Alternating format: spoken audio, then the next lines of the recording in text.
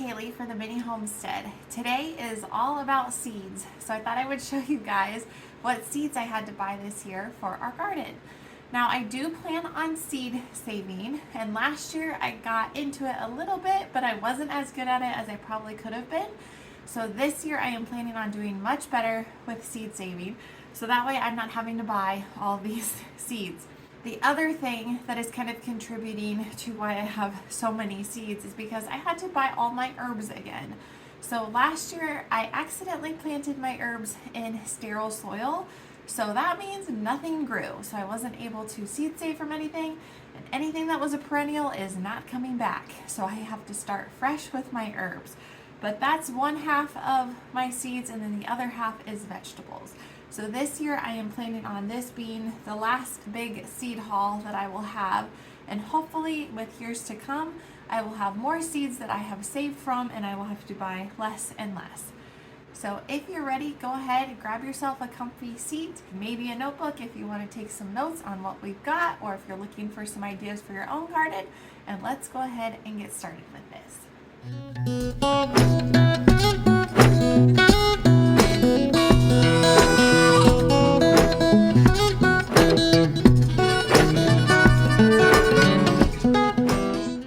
Now I did buy my seeds from a variety of companies this year. There's only a few that I bought from last year that I bought again from this year. I'm not sponsored by anybody. These were just companies that I had some good luck with, and then the other ones are just things that I have heard really good things about. So I thought I would give them a try. So who I bought my seeds from are Seed Savers Exchange, Baker's Creek, Park Seeds, Johnny Seeds, Gurney Seeds, and Indiana Berry Company. The ones that I bought from last year are Seed Savers Exchange, Indiana Berry Company, and Gurney's. Gurney's I was able to get my seed potatoes, my garlic bulbs, and my onion bulbs. Now my potatoes just came in. They were here a couple of days ago, so they're currently out in my garage in the box that they came in. And then I should be getting my onion bulbs here hopefully within the next month or so. And then I already obviously got my garlic. Garlic you want to plant in the fall, so that way it can settle in and get root, and then it will go dormant during the winter, and then it will come back during the springs. So that's what's happening with my garlic currently, is that it is coming back to life and will hopefully be able to be harvested in around July. Now the way I go about picking our tomatoes is I go by what we need them for. So we use a majority of our tomatoes for sauces.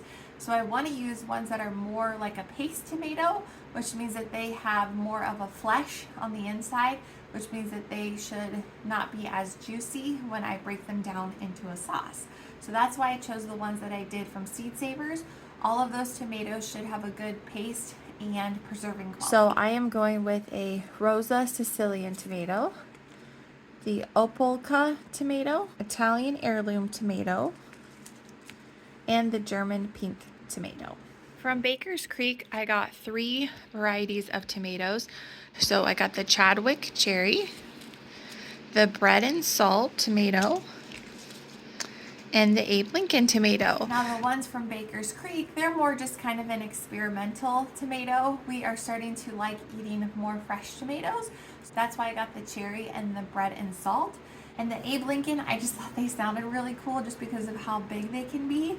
I have seen pictures of these original tomatoes, and they are literally the size of the hand that picks them. Plus, I have heard that they do resemble more of a paste tomato on the inside. So I was thinking if the tomato itself is bigger, and I don't have necessarily as many, if one Abe Lincoln tomato can take up 5 paste tomatoes, then why not? So that's why I chose that one. Now for my spinach and my lettuces, I went with varieties that are supposed to do really well with climate changes. So the reason why I did that is because last year we went from winter to summer. We literally had no spring weather in between. So what happened is that my spinach and my lettuce, they either bolted really quickly or my leaves were really bubbly because they were affected by that heat change. But what I ended up doing was buying 3 different varieties, and all of them should do really well with those climate changes, but also be slow to bolt. So for my lettuces, I went with a Gold Rush lettuce. This is just a leafy lettuce, but again, it's that slow to bolt variety. And then I also got the winter density lettuce.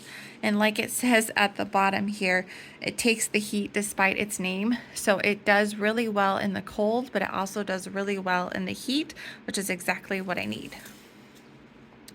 And then for my spinach, I got this Bloomsdale long-standing spinach.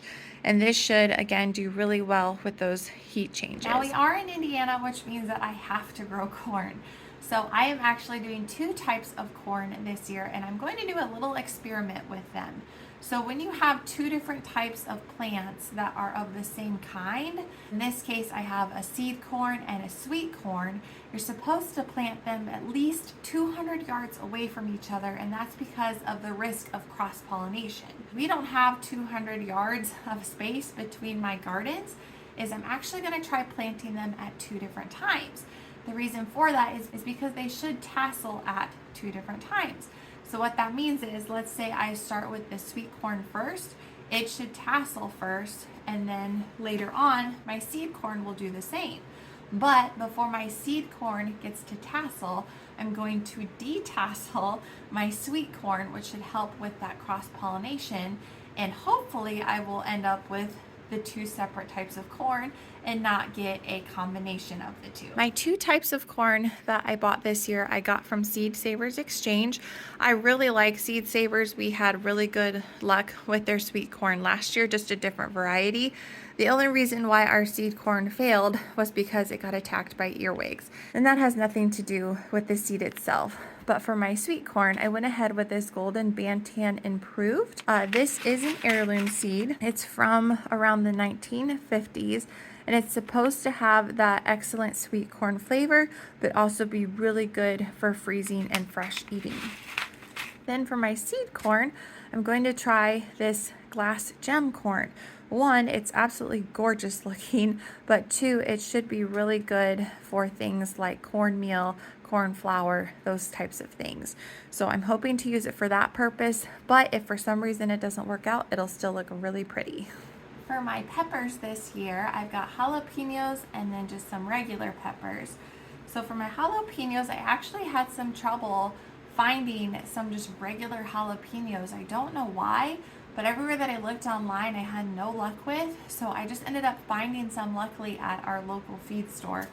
But all these other varieties, I try to keep more on the mild side because we are not very spicy people. But I do like them in salsa.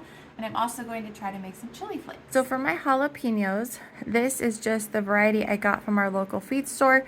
It's just a plain good old jalapeno pepper. And then I got this one from Seed Savers Exchange. I did buy this variety last year. I just forgot to seed save from them, but I really liked it because it was a smaller pepper and a little bit more mild in taste, which was good for us because like I said, we don't like a lot of spice, so this fit perfectly for us.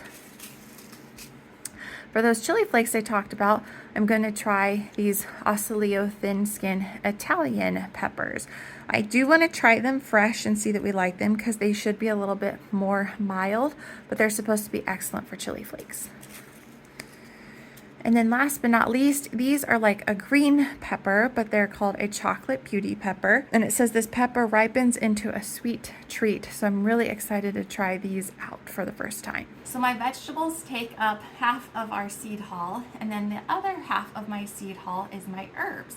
And like I said at the beginning of this video, I accidentally planted all of my herbs in sterile dirt, so I lost everything. I am having to start fresh. Most of my herbs are coming from Seed Savers and Eden Brothers, but you will see a couple of other varieties in there as well. So for my herbs, and these are mostly culinary herbs, but you will see some medicinal herbs. For culinary, I've got Italian parsley, rosemary, thyme, sweet marjoram, which is a new one for me. I've never grown this before, but it's supposed to resemble oregano, just have a little bit sweeter taste. So I am interested to see what this will compare to with oregano. I've got spearmint, some basil,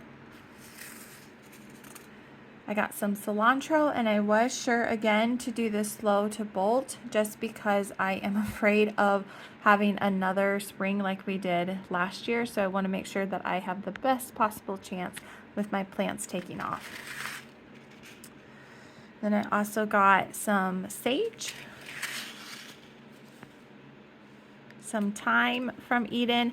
I just did the 2 different varieties just to see if one does better than the other.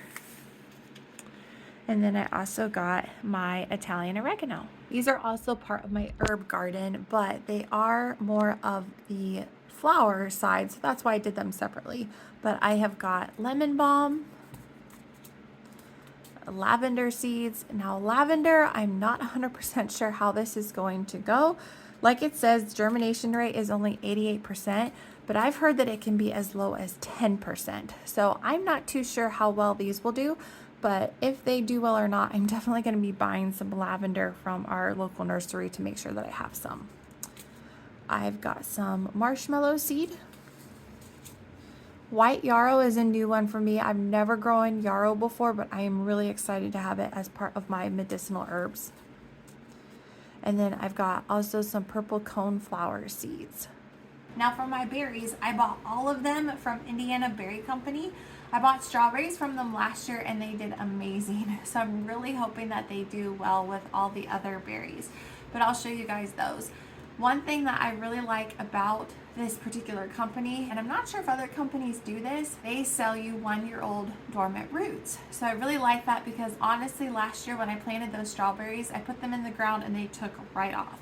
So I'm hoping that will be the case with all the other berries that I buy and that I'll just have as good a luck as I did. From Indiana Berry Company, I went ahead and bought June berries for my strawberries. I didn't want to do everberries because yes, you do get 2 crops in a season, but when it comes down to it volume-wise, you end up with about the same amount of berries.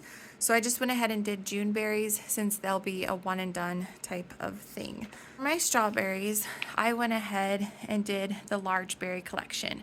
So I'm gonna end up with Jewel, Cobalt, Honey-O, and Flavorfest, and I'll get 25 of each one of those, so I'll end up with 100 live roots for strawberries. Something else that I like about what this company does is that they give you care instructions for all of your berries. They tell you what to do in the first year, the second year, and then for years after. So that's really nice to have if you don't know exactly what you're doing. For raspberries, we are doing red and black raspberries. And for the red raspberries, I went ahead and am doing the summer collection. So I'm going to get 3 live roots of each of the Prelude, the Nova, and the Encore. And then for black raspberries, I went with the Jewel variety. It just does really well in my area, and it's supposed to give you a good yield. I hope that gave you a little bit more insight into what we are planning on planting this year, and also where we got everything from. So God willing, we will have a good harvest this year and everything will turn out just fine. I will see you guys next time. Bye.